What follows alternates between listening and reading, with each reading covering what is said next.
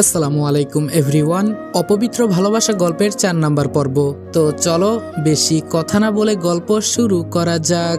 টিভির স্ক্রিনে মৌকে দেখাচ্ছে মৌয়ের নিথর বডিটাকে কয়েকজন মানুষ ট্রলিতে করে অ্যাম্বুলেন্সে উঠাচ্ছে। এটা দেখে শরীরের সমস্ত লোম দাঁড়িয়ে গেল। নিজের অজান্তেই চেঁচিয়ে কেঁদে উঠলাম। না, মৌয়ের কিছু হতে পারে না। নিউজ রিপোর্টার নিউজ রিড করছে। মালবাহী ট্রাকের সাথে সিএনজির মুখোমুখি সংঘর্ষে 2 জন নিহত ও 1 জন আহত।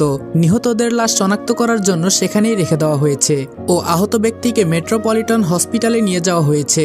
স্ক্রিনে মৌয়ের ছবি, তার মানে মৌ ঠিক আছে। সে বাদে বাকি 2 জন নিহত। সেই অবস্থায় দৌড়ে ঘর থেকে বের হলাম, রওনা হলাম মেট্রোপলিটন হসপিটালের উদ্দেশ্যে। সেখানে পৌঁছে দেখি মৌকে ইমার্জেন্সিতে নেওয়া হয়েছে। একটু পর ইমার্জেন্সি থেকে ডক্টর বেরিয়ে আসে।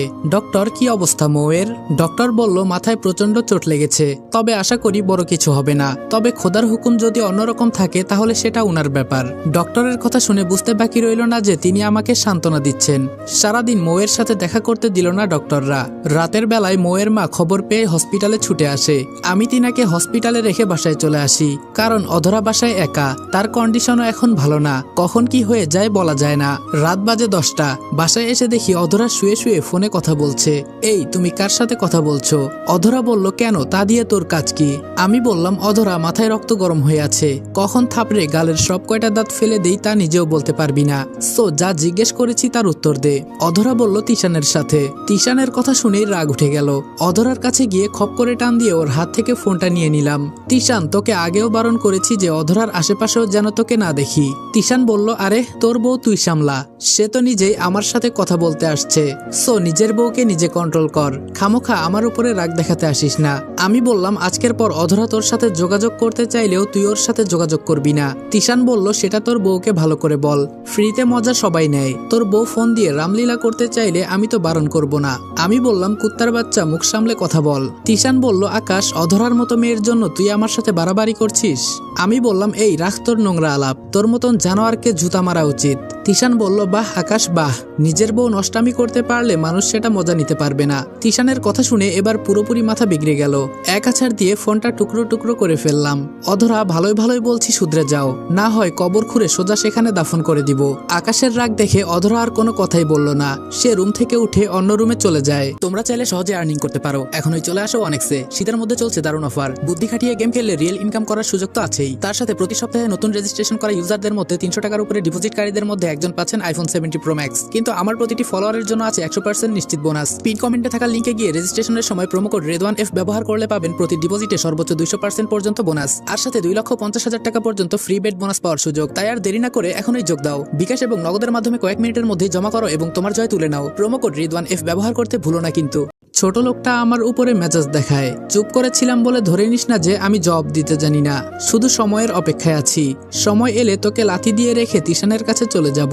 আর আমার ফোন ভেঙেছিস তো, এর থেকে কয়েক গুণ বেশি টাকা আমি তোর থেকে উসুল করব। আমি কে সেটা এখনো ভালো করে চিনিসনি তুই। যেদিন আমি রাগ দেখাবো সেদিন বুঝতে পারবি সবকিছু।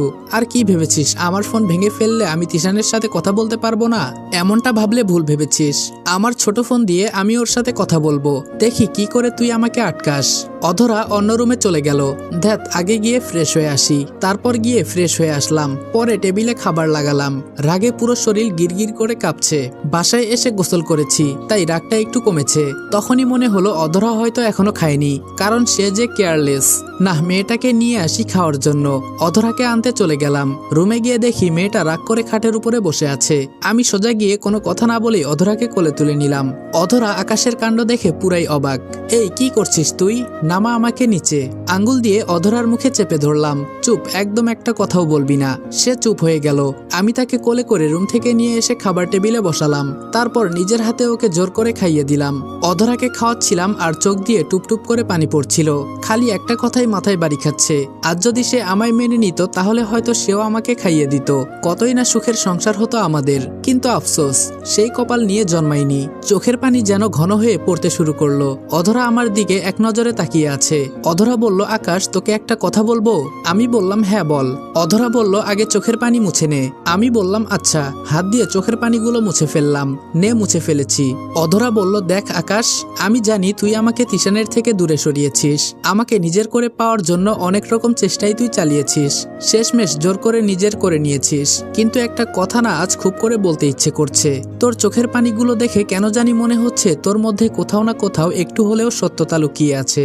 অধরার কথা শুনে ফুপিয়ে কান্না করে দিলাম, নিজেকে আর কোনোভাবেই ধরে রাখতে পারলাম না।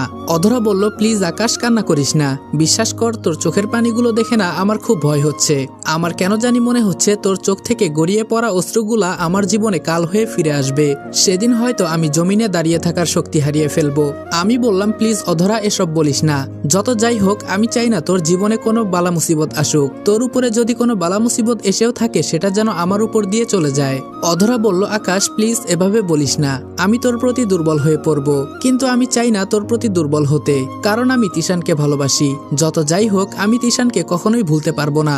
আমি বললাম, অধরা, ভালোবাসাটা হয়তো একদিন থাকবে না, কারণ সত্যির মুখোমুখি যেদিন হবি সেদিন হয়তো সবটাই তোর চোখের সামনে ক্লিয়ার হয়ে যাবে, সেদিন হয়তো আমাকে আর পাবি না। কিন্তু আমি চাই তোর ভালো এবং খারাপ সময়ের সাথী হতে। অধরা বলল, সেটা তুই বন্ধু হয়েও থাকতে পারিস, কিন্তু তুই যদি সত্যি আমাকে ভালোবেসে থাকিস তাহলে প্লিজ আমায় তিশানের হাতে সঁপে দে। আমি বললাম, আমি তোর ভালো বন্ধু হতে চাই না, কারণ আমার খুব কষ্ট হবে তোকে পেয়েও হারিয়ে ফেলার পর। তবে আমি ভালোবাসার প্রমাণ দিব, তোকে তিশানের কাছে পৌঁছে দিয়ে আসবো, কিন্তু তার জন্য আমাকে কয়েকটা মাস সময় দিতে হবে। কয়েকটা মাস আমাকে ভালোবাসার সুযোগ দিতে হবে। তুই ভালোবাসিস না আমায়, শুধু কয়েকটা মাস আমি আমার মতন করে তোকে ভালোবাসবো, যাতে করে সারা জীবন এই ভালোবাসার মুহূর্তগুলোকে মনে করে পার করে দিতে পারি। অধরা বলল, এটা কি ধরনের কথা আকাশ? আমি বললাম, প্লিজ না করিস না, তোর দুটো পায়ে ধরি। আমি তোকে কথা দিলাম তিশানের কাছে আমি তোকে নিজে দিয়ে আসবো, সো প্লিজ আমার এই কথাটা অন্তত রাখ। অধরা বলল, আকাশ, এটা হয় না, তোকে সুযোগ দিলে হয়তো তোর সাথে আমার শারীরিক কিছু হয়ে যাবে। আমি বললাম, অধরা, তুই আমাকে এতটা বাজে মনে করিস? যদি এতটাই বাজে হতাম তাহলে তো এত সময় তোর সাথে অনেকবার জবরদস্তি করতাম। কই, আমি তো তেমন কিছুই করিনি, সো কোনোদিনও করব না। অধরা বলল, আচ্ছা যা, তোকে সুযোগ দিলাম, কিন্তু কয় মাস? আমি বললাম, 6 মাস। আজকে থেকে 6 মাস তুই আমাকে ভালোবাসার অধিকার দিবি। অধরা বলল, আচ্ছা যা, দিলাম, কিন্তু তারপর তুই আমাকে তিশানের কাছে পৌঁছে দিয়ে আসবি। আমি বললাম, হ্যাঁ, কথা দিলাম, 6 মাস পর তিশানের কাছে তোকে পৌঁছে দিয়ে আসবো, এবার প্লিজ খেয়ে নে। তারপর অধরাকে নিজের হাত দিয়ে সমস্ত খাবারটা খাইয়ে দিলাম। খাওয়া শেষ করে ওর মুখ মুছে দিলাম। অধরা বলল, আচ্ছা আমি তাহলে রুমে যাই, তুই খেয়ে নে। আমি বললাম, আচ্ছা, কিন্তু ঘুমিয়ে পড়িস না, তোকে একটা জিনিস দেওয়ার বাকি আছে। অধরা বলল, আচ্ছা। অধরা রুমে চলে গেল। আমি খেয়ে দিয়ে রুমে চলে গেলাম।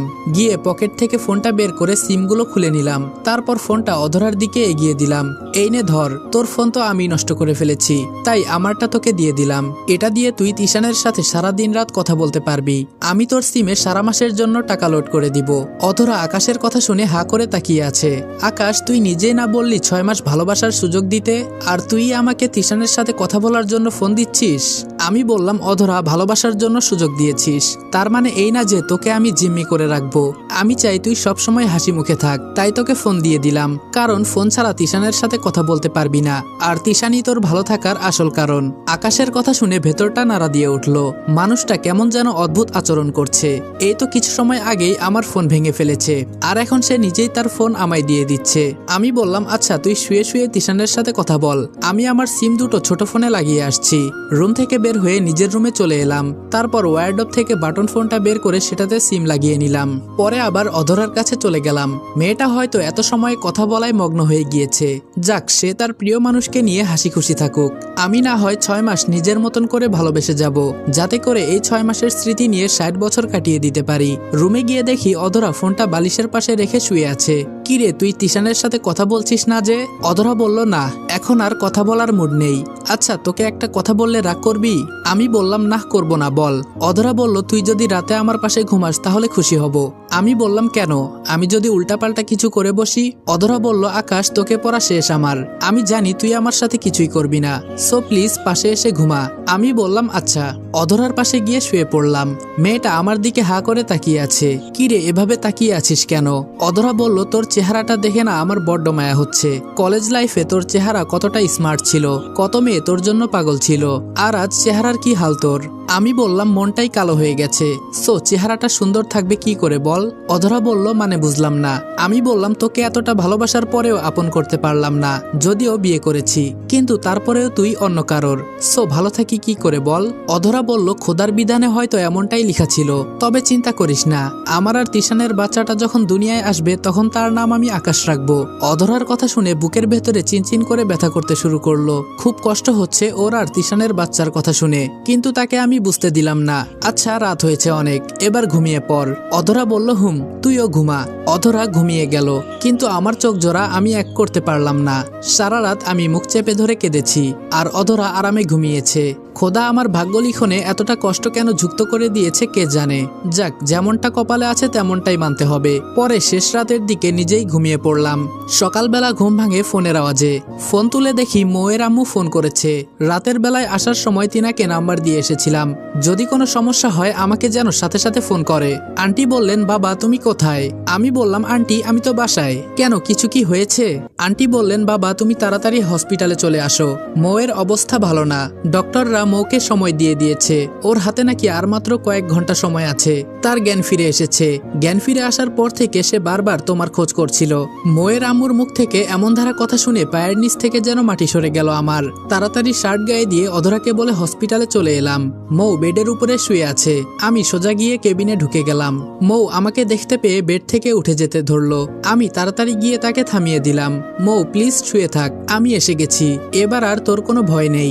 মৌ বলল আকাশ আমার নিজেকে নিয়ে কোনো ভয় নেই, তবে অনেকগুলো কষ্ট মনের মধ্যে জমাট বেঁধে আছে। জানিস ডক্টর একটু আগে এসে বলে গেছে আমার হাতে নাকি বেশি একটা সময় নেই, আমি হয়তো আর কিছু সময় পরেই পরপারে চলে যাব। আকাশ আমি তো তোকে নিয়ে বেঁচে থাকার স্বপ্ন দেখেছিলাম, তোকে নিয়ে ঘর করার হাজারো স্বপ্ন সাজিয়েছিলাম, কিন্তু খোদা হয়তো আমার সেই চাহিদাই নারাজ, তাই তিনি আমাকে তোর জীবন থেকে চিরতরে সরিয়ে দিচ্ছেন। আমি বললাম মৌ প্লিজ এসব অলক্ষণে কথাবার্তা বলিস না, তোর কিচ্ছু হবে না, তোর কিচ্ছু হতে দিব না আমি। মৌ বলল আকাশ অলক্ষণে কথা না, সত্যি কথাই বলছি, বিশ্বাস না হলে আম্মু পাশে আছে, উনাকে জিজ্ঞেস কর যে ডক্টর কি বলে গেছে। আমি বললাম মৌ আমি কারো কথাই শুনতে চাই না, সবাই মিথ্যা বলেছে তোকে, তোর কিচ্ছু হবে না, আমি তোর কিছু হতে দিব না। মৌ বলল আকাশ প্লিজ পাগলামো করিস না, সত্যটা যে মেনে নিতেই হবে। আমি বললাম না আমি কোনো সত্য মানি না। মৌ বলল কলিজা প্লিজ পাগলামো করিস না, তুই পাগলামো করলে যে আমার শেষ নিঃশ্বাস নিতে খুব কষ্ট হবে। মৌয়ের কথা শুনে ফুপিয়ে কেঁদে দিলাম।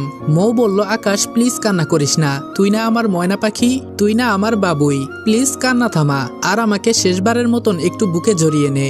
মৌকে সাথে সাথে নিজের বুকের মধ্যে নিয়ে নিলাম। একদম শরীরের সমস্ত শক্তি দিয়ে মৌকে নিজের বাহুডোরে জড়িয়ে ধরে রেখেছি।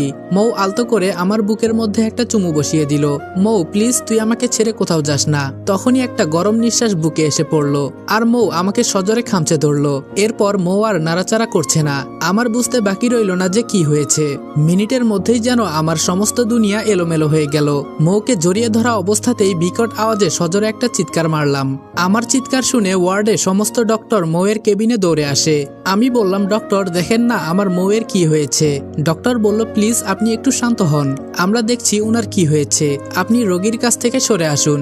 আমি বললাম না আমি মৌয়ের কাছ থেকে সরবো না, মৌ আমার বুকেই থাকবে। ডক্টর বলল প্লিজ আপনি একটু বোঝার চেষ্টা করুন, না হলে আমরা পেশেন্টকে দেখতে পারবো না ঠিক করে। আমি বললাম এভাবেই দেখেন, আমি মৌকে ছাড়বো না। ডক্টররা আমার সাথে না পেরে ওভাবেই মৌকে চেক করে। আমি বললাম ডক্টর আমার মৌয়ের কি হয়েছে। ডক্টর চুপ করে আছে, কোনো কথা বলছে না কেউ। আমি বললাম এই ডক্টর বলেন না মৌয়ের কি হয়েছে। ডক্টর বলল পেশেন্ট জ্ঞান হারিয়ে ফেলেছে, 24 ঘন্টার মধ্যে যদি পেশেন্টের জ্ঞান ফিরে না আসে তাহলে কোমায় চলে যাবে। আমি বললাম না এটা হতে পারে না, আপনারা আমার মৌকে ঠিক করে দিন। ডক্টর বলল প্লিজ এবার তো রোগীর থেকে সরে আসুন, না হয় কিন্তু আমরা ওর ভালো করে চিকিৎসা করতে পারবো না। আমি বললাম আচ্ছা আমি সরে আসছি, আপনারা কিন্তু ওকে সুস্থ করে তুলবেন। ডক্টর বলল আমাদের যথাসাধ্য চেষ্টা আমরা করব। মৌয়ের জন্য কি পরিমাণ খারাপ লাগছে তা বলে বোঝাতে পারবো না। মুহূর্তের জন্য যেন ভুলেই গিয়েছিলাম যে আমি বিবাহিত, আমি অধরাকে খুব বেশি ভালোবাসি। অধরার জন্য আমার মনের মধ্যে অনেকখানি জায়গা খালি পড়ে রয়েছে, সেসব যেন মাথা থেকেই সরে গিয়েছে আমার। মৌয়ের চেহারাটা দেখে ক্ষণিকের জন্য সবকিছুই ভুলে গিয়েছিলাম। তখনই অফিসের ম্যানেজার ফোন করে। ম্যানেজার বলল স্যার আপনি একটু অফিসে আসুন, ডিল নিয়ে একটু সমস্যা হয়েছে। তাড়াতাড়ি হসপিটাল ছেড়ে অফিসের উদ্দেশ্যে রওনা হলাম। আসার সময় মোয়ের আম্মুকে ওর দেখাশোনা করতে বলে এসেছি। অফিসে এসে ডিলের সমস্যা সমাধান করলাম। এসব করতে করতে দুপুর হয়ে গিয়েছে। ম্যানেজারকে বলে বাসায় চলে এলাম, কারণ সেই সকালে বাসা থেকে বের হয়েছি। বাসায় অধরা একা। বাসায় এসে দেখি অধরা খাটে শুয়ে শুয়ে ফোনে কথা বলছে। সে আমায় দেখতে পেয়ে ফোন রেখে দেয়। অধরা বলল, কি হয়েছে আকাশ, চোখ মুখের এই হাল কেন তোমার? আমি বললাম, মৌ মৃত্যুর সাথে পাঞ্জা লড়ছে। তার এই অবস্থা দেখে নিজেকে সামলানো কষ্ট হচ্ছে। মেয়েটা আমায় এতটা ভালোবাসে, কিন্তু তার দাম আমি দিতে পারিনি। অধরা বলল, কিন্তু তুমি তো আমায় ভালোবাসো। আমি বললাম, হ্যাঁ তা বাসি, কিন্তু মৌয়ের জন্যও খারাপ লাগছে। অধরা বলল, আকাশ আমার মনে হয় কি তোমার মৌয়ের সাথে থাকা উচিত। আমি বললাম, অধরা বাজে কথা বলিও না, আমি তোমায় ভালোবাসি। এই জায়গা আর অন্য কাউকে দিতে পারবো না আমি। অধরা বলল, আকাশ তোমার চোখে মুখে মৌয়ের জন্য ভালোবাসা দেখতে পাচ্ছি আমি। আমি বললাম, অধরা এই কথা আর একবারও উচ্চারণ করবে না তুমি। ভালোটা আমি তোমায় বাসি। না হয় তোমার থেকে সময় চাইতাম না, তোমাকে ফেলে রেখেই মৌকে আপন করে নিতাম। অধরা বলল, তাহলে মৌয়ের জন্য কষ্ট পাচ্ছ কেন?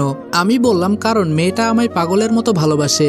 সে আমার ভালোবাসা প্রমাণ করতে গিয়ে মৃত্যুর চৌখাট অবধি পৌঁছে গেছে। সো তার জন্য তো একটু ভালোবাসা কাজ করবেই, না হয়তো আমি সেলফিশ হয়ে যাব। অধরা বলল, ও।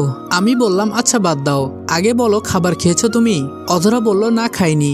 আমি বললাম, আচ্ছা আমি ফ্রেশ হয়ে আসছি, তারপর তোমায় খাইয়ে দিব। অধরা আর কিছু বলল না। আমি ফ্রেশ হতে চলে গেলাম। একটু পর ফ্রেশ হয়ে এসে খাবার বেড়ে অধরাকে খাইয়ে দিলাম। ওকে খাইয়ে দিয়ে আমি নিজেও খেয়ে নিলাম। অধরা বলল, আকাশ তুমি কি আবার হসপিটালে যাবে? আমি বললাম, হ্যাঁ। অধরা বলল, আকাশ যদি সম্ভব হয় তুমি মেয়েটাকে আপন করে নাও। আমি বললাম, অধরা 6 মাস সময় নিয়েছি তোমার কাছ থেকে, সো সেটা মাথায় রেখে কথা বলো। আগেই বলেছি 6 মাস আমার ইচ্ছা মতন তোমাকে ভালোবাসতে দিতে হবে, কিন্তু তারপরেও এসব কথা বলার মানে কি? অধরা বলল, না আসলে। আমি বললাম, থাক আর বলতে হবে না, আমার এখন হসপিটালে যাওয়া উচিত। তুমি ফোন দিয়ে তিশানের সাথে কথা বলো। অধরা বলল, তুমি এত তিশান করো কেন? এতই যদি তিশানের কাছে আমায় সঁপে দিতে চাও তাহলে সময় চাইলে কেন? অধরার কথার কোনো উত্তর দিলাম না। চাইলে উত্তর আমি দিতে পারতাম, কিন্তু আমি দেইনি, কারণ কেন তিশানের কথা বারবার বলি সেটা সে পরে বুঝতে পারবে। আমি বললাম, সরি, যাও আর বলবো না। অধরা বলল, দেখা যাবে। আমি বললাম, আচ্ছা এখন চলি। তারপর অধরার কপালে একটা চুমু দিয়ে বাসা থেকে বের হয়ে এলাম। অধরা আমার কাণ্ড দেখে অনেকটা সময় বিস্ময়ভাবে সেখানেই দাঁড়িয়েছিল। বাসা থেকে বের হয়ে সোজা হসপিটালে চলে এসেছি। হসপিটালে এসে মৌয়ের পাশে বসে আছি, আর মৌ বেডের মধ্যে শুয়ে আছে। মৌয়ের জন্য খুব টেনশন হচ্ছে, এখনো জ্ঞান ফিরে আসেনি। দেখতে দেখতে রাত হয়ে গেল। টেনশনের মাত্রাটা আরো বেড়ে গেল, কারণ সকাল হলেই 24 ঘন্টা হয়ে যাবে। সেই দুপুরে কখন এসেছি হসপিটালে, এখন পর্যন্ত মৌয়ের পাশে বসা। রাতের বাজে 10টা, এখন বাসায় যাওয়া উচিত, কিন্তু মৌকে এই অবস্থায় রেখে কি করে বাসায় যাব আমি? হঠাৎই দেখি মৌ নড়াচড়া করে উঠে। এটা দেখে সাথে সাথে ডক্টরকে ডেকে আনলাম। ডক্টর বললেন, যাক আল্লাহ বাঁচিয়েছে, রোগীর জ্ঞান ফিরেছে, এখন আর কোনো টেনশনের কারণ নেই। ডক্টরের কথা শুনে চিন্তাটা মুক্ত হলো। এতটা সময় যেন কলিজার পানি শুকিয়ে মরুভূমি হয়ে গিয়েছিল। ডক্টর, আর কোনো টেনশন নেই তো? ডক্টর বলল, না আর কোনো টেনশন নেই, তবে রোগীকে কোনো প্রকার টেনশন আপনারা দিতে পারবেন না, তার সাথে সব সময় ভালো ব্যবহার করবেন। আমি বললাম, আচ্ছা ডক্টর। মৌ মিটমিট করে চোখ খুলল। মৌ বলল, আকাশ তুই এখানে কেন? আমি বললাম, তুই একদম চুপ, কতটা টেনশনে রেখেছিস আমায় তোর কোনো ধারণা আছে? মৌ বলল, মরে গেলেই একদম টেনশন ফুরিয়ে যেত, কেন বেঁচে গেলাম আমি? আমি বললাম, মৌ আরেকবার যদি তোর মুখ থেকে খারাপ কোনো কথা শুনি তাহলে কিন্তু খারাপ কিছু ঘটিয়ে ফেলবো আমি। আমার কথা শুনে মৌ চুপ হয়ে যায়। আমি বললাম, এখন কেমন লাগছে তোর? মৌ বলল, ভালো লাগছে, আর তুই এখন বাসায় চলে যা। অধরা বাসায় একা, সে তোর জন্য বাসায় অপেক্ষা করছে। আমি বললাম, হ্যাঁ যাব, কিন্তু তার আগে একটা কথা শোন। অধরার সাথে হয়তো সংসার আমি আর 6 মাস করব, সে তারপর তিশানের কাছে চলে যাবে, তারপর তোকে নিয়ে ভাববো আমি। এই কয়টা দিন নিজেকে একটু সামলে রাখিস, তবে হয়তো অধরার মতন তোকে ভালোবাসতে পারবো না, কিন্তু তোকে নিয়ে ভাববো আমি। মৌ বলল, আচ্ছা যা, এবার বাড়িতে যা। আমি বললাম, তাড়িয়ে দিচ্ছিস মনে হয়? মৌ বলল, তাড়িয়ে দিচ্ছি না, কিন্তু তোর এখন যেটা করণীয় সেটা করতে বলছি। বাসায় বউ রেখে অন্য মেয়ের জন্য রাতের বেলায় হসপিটালে পড়ে থাকা, সেটা নিশ্চয়ই ভালো কাজ না। আমি বললাম, বাহ, অনেক বড় বড় কথা বলছিস দেখি। আচ্ছা যা, চলে যাচ্ছি, কিন্তু তার আগে তুই চোখ বন্ধ কর। মৌ বলল, কেন? আমি বললাম, কাজ আছে। মৌ বলল, হ্যাঁ করলাম। মৌ চোখ বন্ধ করতেই আমি তার গালে 2টো চুমু এঁকে দিলাম। শোন, আল্লাহর হুকুম থাকলে তুই আমারই হবি, এবার আমি চললাম, নিজের খেয়াল রাখিস। তারপর হসপিটাল থেকে চলে এলাম। মোয়ের আম্মু আমাদের ব্যাপারে সবকিছুই জানে, তবে চুমু খাওয়ার সময় তিনি কেবিনে ছিলেন না, তাই চুমু খেয়েছি। হসপিটাল থেকে বের হয়ে বাসার উদ্দেশ্যে রওনা হয়েছি। চোখের সামনে খালি মোয়ের চেহারাটা বারবার ভেসে উঠছিল। মেয়েটাকে যখন চুমু খেয়েছি তখন সে আমার দিকে অসহায়ের মতন তাকিয়েছিল। হয়তো কিছু একটা বলার ছিল তার, কিন্তু সে বলার মতন সাহস বা শক্তি জোগাতে পারেনি, তাই সে বলতে পারেনি। তবে সে কি বলতে চেয়েছিল তার কিছুটা আন্দাজ আমি করতে পেরেছি। আকাশ, তুই আমায় স্পর্শ করার জন্য কোনো অনুমতির দরকার নেই। যখন ইচ্ছে হয় তখনই তুই আমায় স্পর্শ করতে পারিস। এই শরীর তোর, মনটাও তোর নামে সঁপে দিয়েছি। কোনো ভনিতা ছাড়াই আমায় তুই নিজের কাছে নিতে পারিস। তোর লজ্জার পরিসীমা কমানোর জন্য আমার চোখ বন্ধ করার কোনো প্রয়োজন নেই। আমার সবটাই তোর। তোর জন্য শরীরটাকে গুছিয়ে রেখেছি আমি। শুধু তুই আমাকে নিজের করে নে, ভালোবাসায় রাঙিয়ে দে আমায়। হয়তো সে এমন কিছুই বলতে চেয়েছিল, কিন্তু সে বলার মতন সাহস জোগাতে পারেনি, কারণ সে ভালো করেই জানে যে আমি অন্য এক ভালোবাসার সম্পর্কে আবদ্ধ হয়ে আছি। তবে যাক, ভালোই হয়েছে, কারণ আমি এক কঠোর সিদ্ধান্ত নিয়ে ফেলেছি। 6 মাস অধরাকে ভালোবাসবো, তাকে ভালোবাসা দিয়ে আপন করে নেওয়ার চেষ্টা করব। সে যদি ফিরে আসে তাহলে তো আলহামদুলিল্লাহ, না হলে তার জীবন থেকে আমি চিরতরে সরে যাব। কারণ ভালোবাসি বলে সারা জীবন জোর করে নিজের কাছে আটকে রাখতে হবে তেমন কোনো কথা নেই। আর তাছাড়া যাকে 6 মাসে ভালোবাসা বুঝাতে পারবো না, তাকে আমি চিরজীবনেও ভালোবাসা উপলব্ধি করাতে পারবো না। সো ভালোই হয়েছে 6 মাসের সিদ্ধান্ত নিয়ে। এসব নিয়ে ভাবতে ভাবতে বাসায় এসে পড়েছি। বাসায় এসে কলিং বেল বাজাতেই অধরা দরজা খুলে দিল। মনে হচ্ছিল যেন সে এতটা সময় আমার জন্য অপেক্ষা করছিল। অধরা বলল, এসেছো তুমি? আমি বললাম হ্যাঁ। অধরা বলল, মোয়ের কি অবস্থা? আমি বললাম আলহামদুলিল্লাহ ভালো। অধরা বলল, যাক শুক্রিয়া। আচ্ছা যাও ফ্রেশ হয়ে নাও, আমি খাবার লাগাচ্ছি। তুমি ফ্রেশ হয়ে এলে দুজন মিলে একসাথে খাবার খাবো। অধরার মুখে এইরূপ কথা শুনে মনের ভিতর কেমন যেন নাড়া দিয়ে উঠল। যে মেয়ে কথাই বলতো না ঠিক করে, সে আজ কতটা আপন করে কথা বলছে। মনে হচ্ছে যেন সে আমার বাধ্য বউ। আচ্ছা, একটা আবদার করব তোমার কাছে। অধরা বলল, হ্যাঁ বলো। আমি বললাম, তোমায় কি একটু জড়িয়ে ধরতে পারি? অধরা বলল, ধরো, সমস্যা নেই, কিন্তু মাথায় রেখো আমি তিশানের আমানত। আমি তোমার কাছে আমানত হয়ে রয়েছি। সো সেই রূপটা মাথায় রেখে যা করার করো। আমি বললাম, আচ্ছা থাক তাহলে, বাদ দাও, আমি ফ্রেশ হয়ে আসছি। সে আর কোনো কথা বলল না। আমি ফ্রেশ হতে চলে গেলাম। ফ্রেশ হয়ে এসে দেখি টেবিলে খাবার লাগিয়েছে। হোটেল থেকে আজ ভালো খাবার দিয়েছে। বাসায় তো কেউ রান্না করার মতন নেই, তাই হোটেল থেকে রোজ খাবার অর্ডার করি।